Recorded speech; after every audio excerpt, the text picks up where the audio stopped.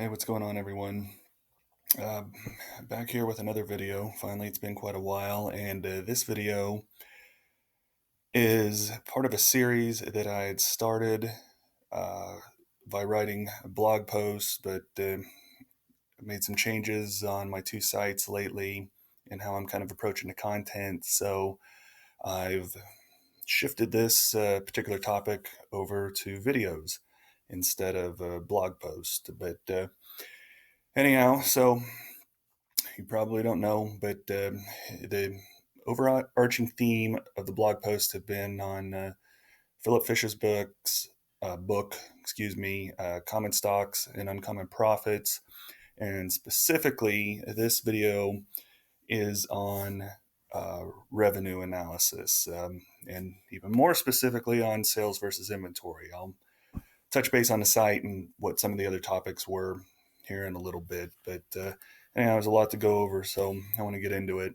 So, kind of a summary of what I'm going to cover is basically when you're analyzing a particular stock. In this case, it would just be retail companies. I don't know that this would apply, maybe manufacturers too, but wouldn't apply as far as I can see to service companies, any other type of business. It's kind of a retail or manufacturing uh, specific analysis because it focuses on inventory. So if a company doesn't hold inventory, it wouldn't be applicable.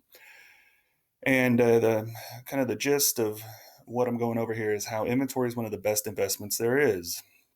And the reason that is because of turnover.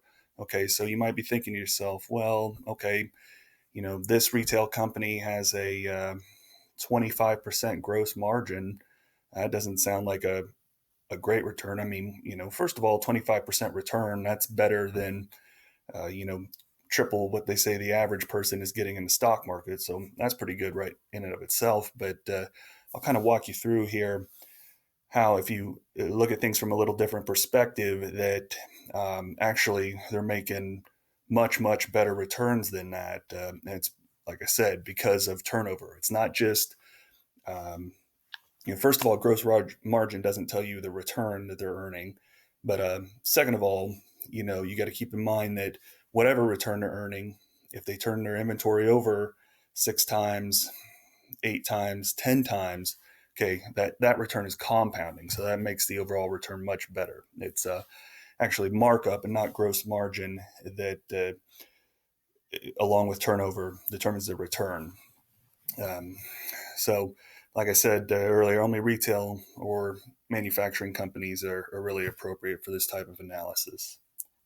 Before we get into too much detail here, let's kind of consider an admittedly unrealistic example, but one that I think will illustrate the point I'm trying to make here because of its simplicity. All right, so let's say we got a retail startup with $100. That's it. And this startup is going to sell an item for $1.30, and the item's cost, labor, overhead, cost of goods sold, however you want to call it, is materials dollar. Okay. So we're going to look over the course of 1 year. All right. They're going to, with that $100, they're going to buy 100 units, at a cost of $1 a piece in January. They're going to reinvest all of their profits, their gross profit, I guess is what that should say, rather than gross margin, in inventory. Let's just change that right now. Okay. They're going to reinvest all of their gross profit in inventory. We're assuming they don't have any. It's just a one-man show, not paying themselves a salary, working out of their garage. Again, not terribly realistic, but so there's no SG&A expenses, okay, and no tax due during the year, et cetera, et cetera, et cetera. So we're going to say then that they sell 90% of the units that they purchase in a given month. So inventory is going to slowly increase. And then I'll ask you to think about right now, what do you think this startup's return is going to be on that $100 by the end of December? Okay, is it going to be 30%?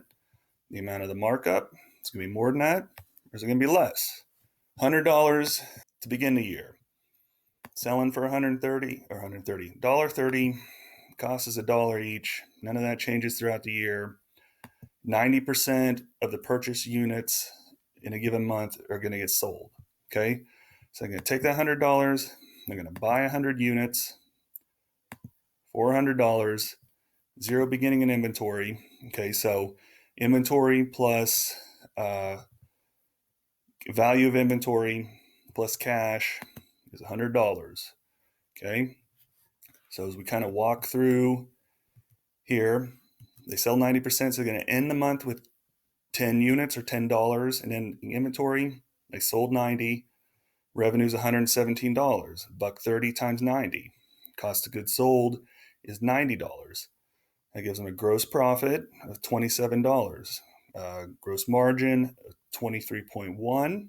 And you'll notice that doesn't change throughout the year. Neither does the markup. It's that same 30%. And here's what they end up with. In cash, $117 because they spent all their cash on inventory. $100, $117 in cash. But remember, they still got those 10 units in inventory. Okay, so 10 units, $10, $127. So we won't walk through every single month here, but you can kind of get the gist of what's happening. Let's look at February real quick. So $127 to begin the month, same as what they ended January with, of course. They're going to purchase $117, 117 units, sell all, but we are using fractions here just for fractional units aren't typically a thing. Maybe they're cases of something, I don't know, that get split up. But so it goes through here. So they sold 105, which is 90% of the 117 that they purchased. Blah, blah, blah, blah, blah. Okay, you can pretty much catch the gist of what's going on now. All right.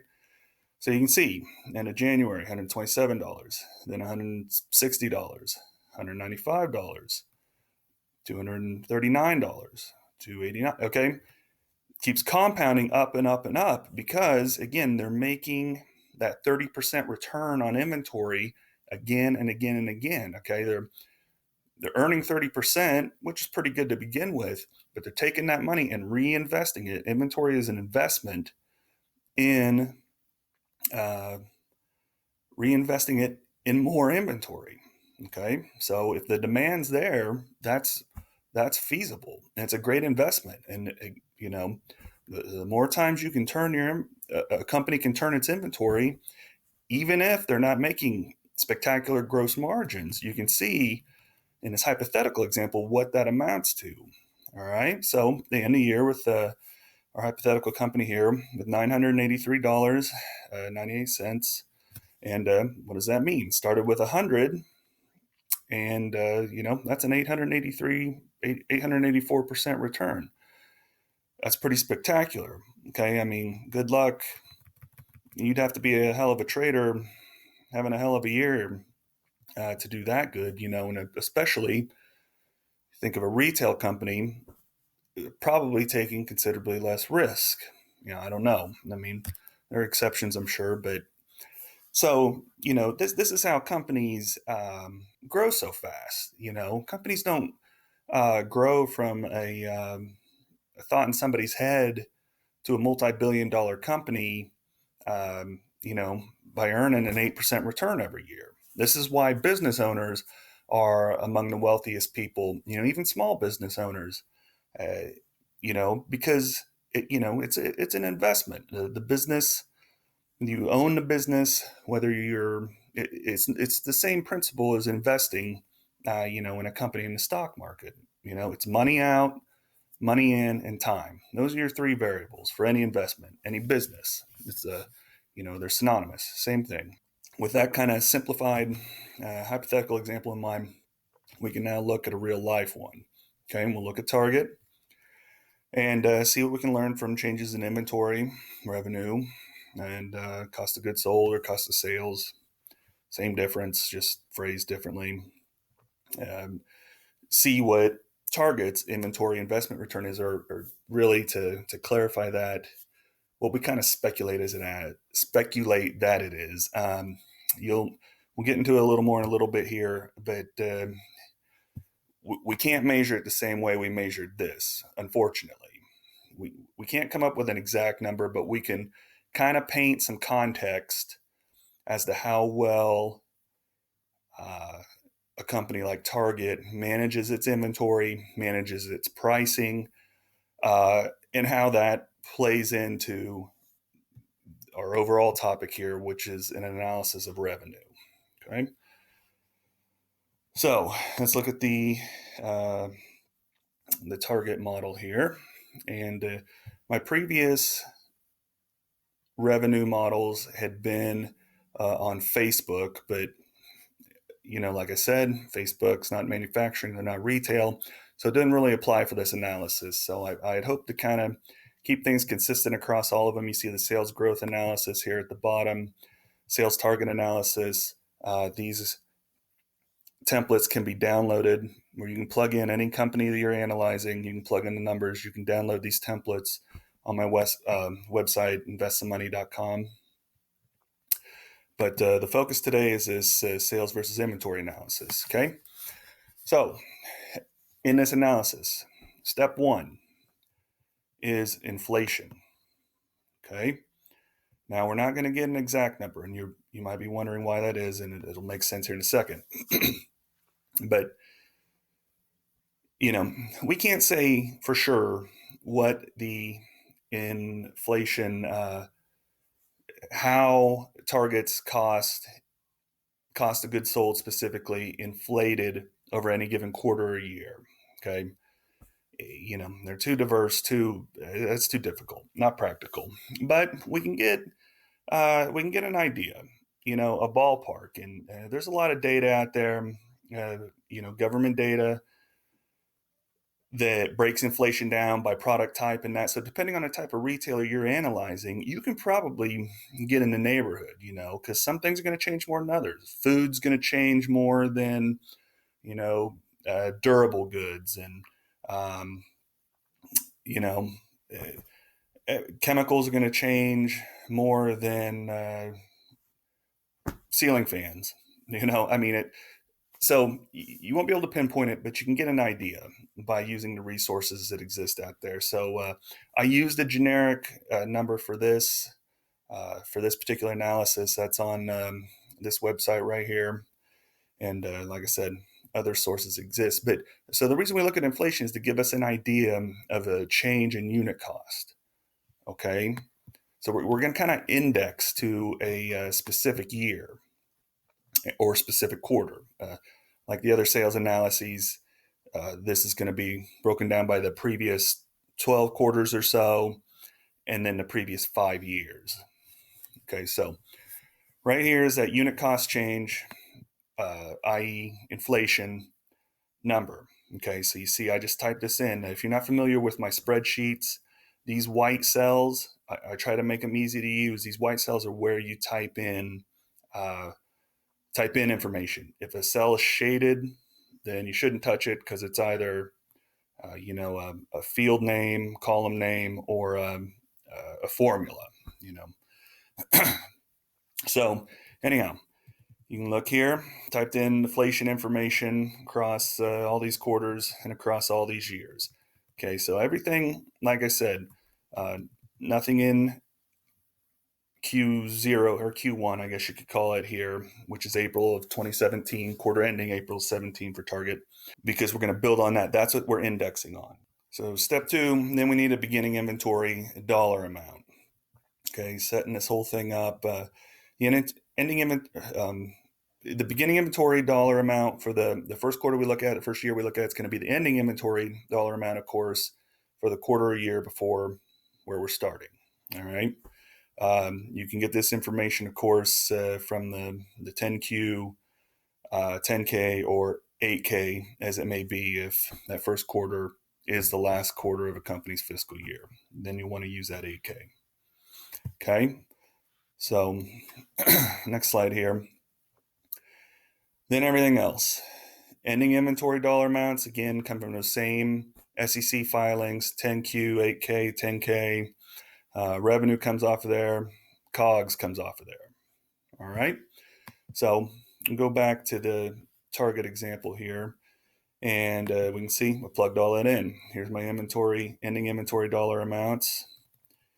Here's my revenue amounts. These are all givens. Okay, this information is exact. All right, the the unit cost change, i.e., inflation's a bit of an estimate, but obviously revenue, COGS, inventory amounts, these are exact, indisputable. Okay, so we're building the rest of this analysis off of a good foundation. I think so. So the numbers we do estimate aren't too far of a reach, I don't think. And certainly, I think about the best we can do with what we're given. Okay, so we look next at unit cost. This kind of is where that whole indexing thing comes into play. The first quarter a year is always $100. So what obviously, Target sells a wide array of things. Some with a cost of a couple cents, some with a cost of probably a couple $1,000s. Okay, some of the higher end electronics are that. So they don't just sell one item, and it doesn't necessarily cost $100, but we're going to say it does. Okay, just to again, because it's an index. We're anchoring our analysis to this particular point in time. Okay, so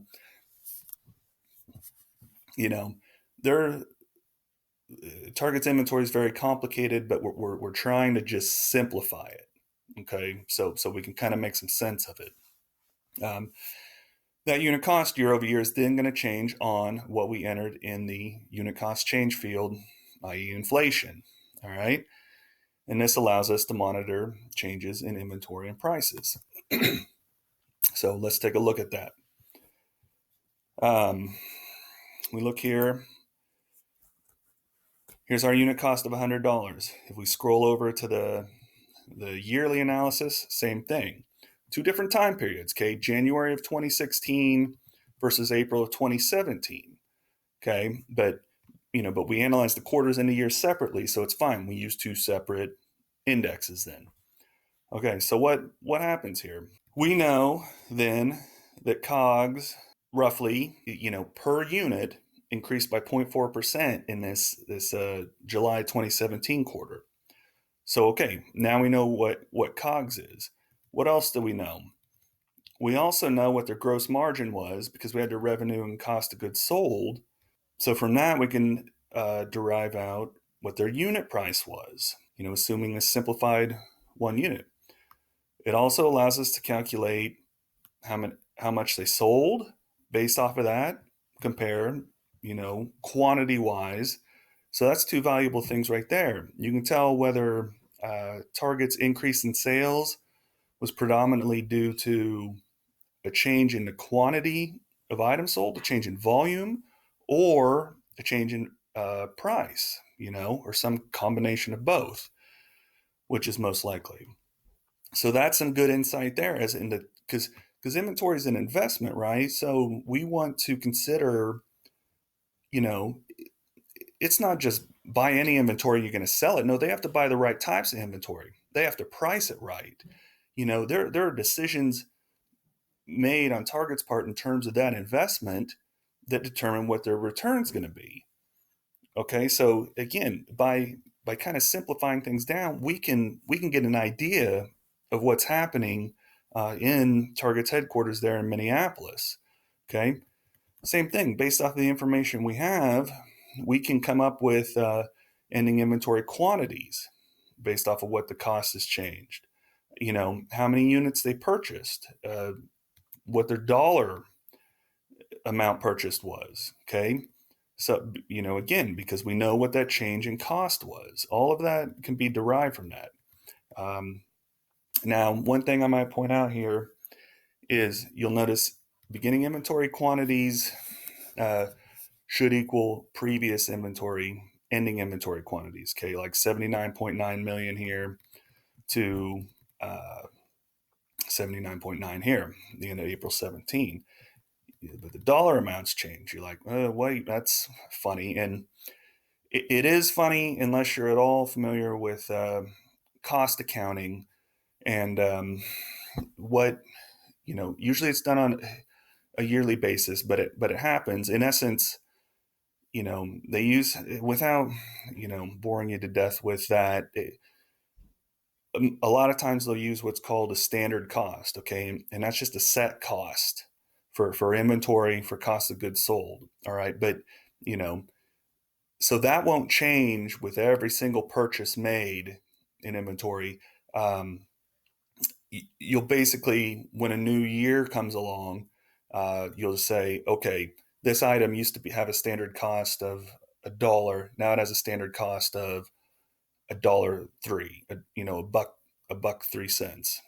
Okay, so that's a common practice, and that's in essence what we're doing here. We're just saying, okay, we have the same amount of inventory that we ended the previous quarter with.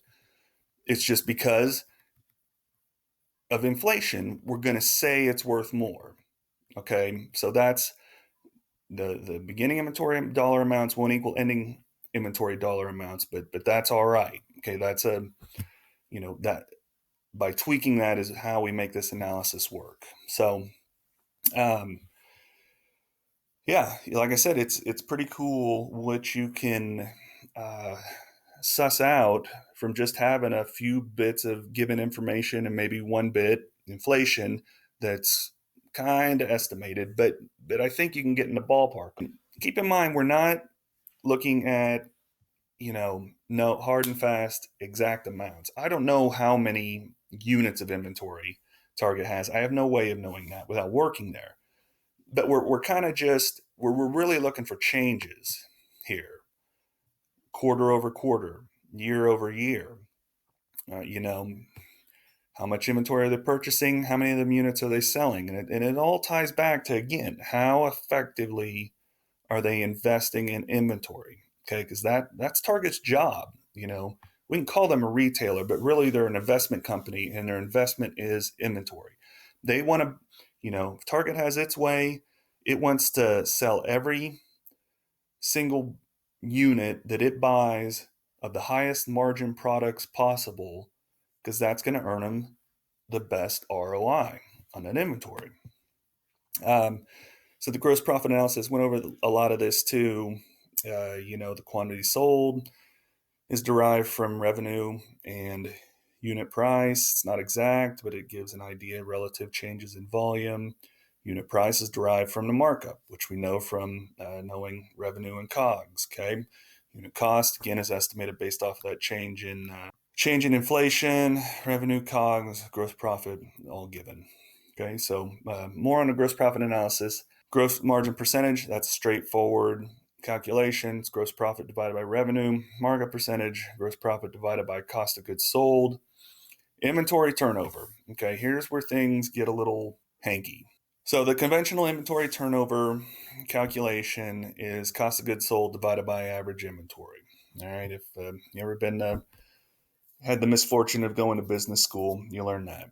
We use that to ballpark, and you can't see me, but I'm using air quotes here. Ballpark, air quotes, inventory investment return. Because I know from toying around with this, it's not exact. This was in our hypothetical company, we got an exact inventory investment return. Okay, that was here. This was 884%. It's flat out.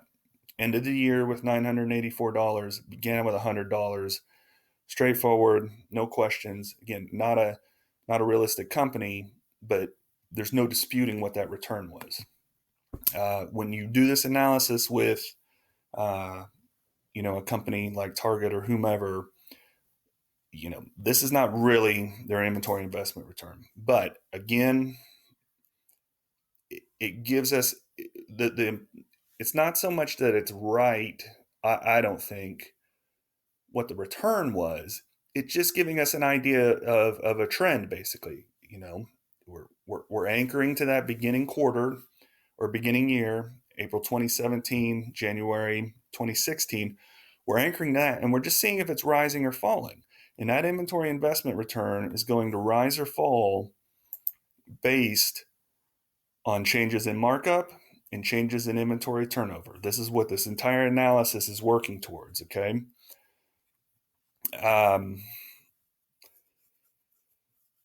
So yeah, markup increases, all other things being equal, inventory turnover being equal, the inventory investment return is going to increase. That's good. They're making a better investment.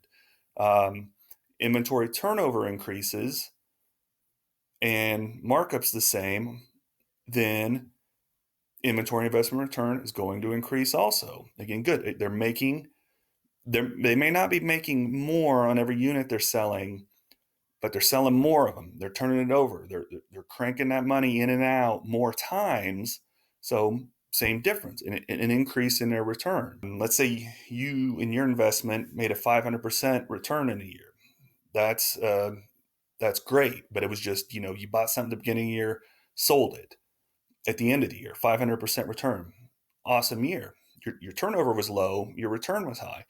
Converse that with every day making a 1% return, and you're taking them profits and pumping them right back into your next investment. I don't know what that works out to, but it's going to be a hell of a return, over 251 trading days in a year. Okay.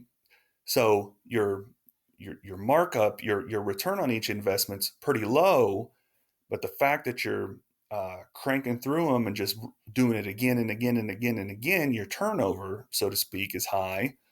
Your inventory, and you're not, it's not inventory, but your total investment return for the year is also going to be great. Okay, so it's either or. All right, so that's the whole point of this analysis, is basically to get to this inventory investment return and just see how it's changing. Okay, we look real quick here at Target. You can see I got the conditional formatting in here to kind of highlight the higher years and lower years. You can see it's kind of falling off. The returns on the inventory, were in the mid to high 60s back through early 2018. And also keep in mind for this analysis that I had to kind of forecast for these last 2 quarters here, which you can do, because again, what am I forecasting? Ending inventory amounts, inflation amounts, revenue, cost of goods sold. Not that much. It's a manageable. I mean, I think any um, real investment you make, yeah, you are forecasting. Yeah, put yourself out there. You got to make a guess at what's going to happen in the future. So, but I think these couple of really manageable variables are of the sort that you can see where the trends are going. You can read guidance. You can get on Seeking Alpha. You can read journalists stuff if you are inclined to do that, and get in the ballpark. So again, you can see and admittedly, I didn't do a ton of research. I spent more time building the model rather than actually researching targets. So take all this with a grain of salt. But yeah, look, here we've got more the mid to low 50s in terms of that. And what does that mean? Well, it's because turnover is lower than it had been at some points in the past, and markup's lower than it had been some points in the past. Okay, so that's heading the wrong direction. We see the same thing year over year. Okay, um, and again, what bringing that all together, what does it tell us? All right, basically that I don't have in this individual analysis, I might see different things when again, let me make the point. If this can also build off these other analyses, sales growth, sales target analysis, to refine what you forecast in that sales versus inventory. And it's just one piece of the puzzle. This isn't, I don't think, what you make your sole investment decision on, but something to consider. And based off of my, again, limited analysis here, Target isn't making, maybe it's due to competition or whatever, but isn't making as quality investments in its inventory as it has in the past. At the bottom here, like on the other analyses, included some charts, just kind of visualize things, in a real simple, just the inventory investment return And then also looks at the quantity sold. You can hide sales growth behind price increases, but quantity is what it is. So based off of our estimates of quantity, kind of what things are doing. You see here, obviously, um, a spike in quantity sold over Christmas season, which we're in now, and yeah, it's to be expected. So the charts just kind of complement the data in the table there.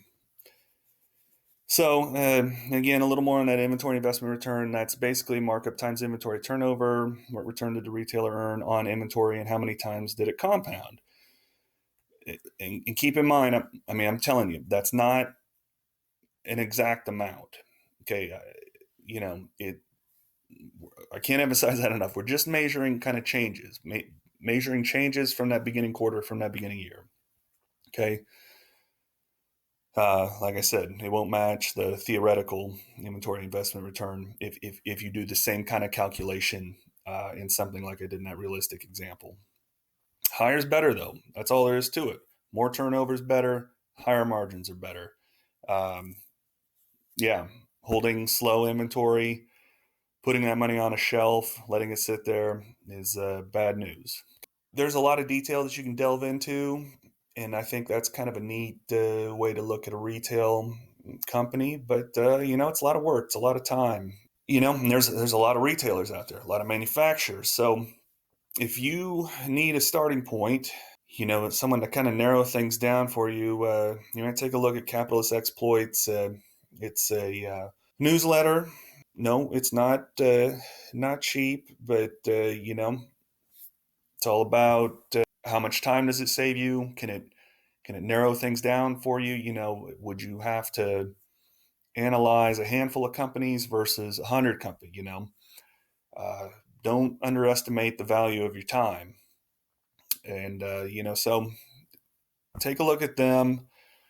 Got over 30,000 investors getting unique, unfiltered analysis of events shaping the world. They also have a free newsletter.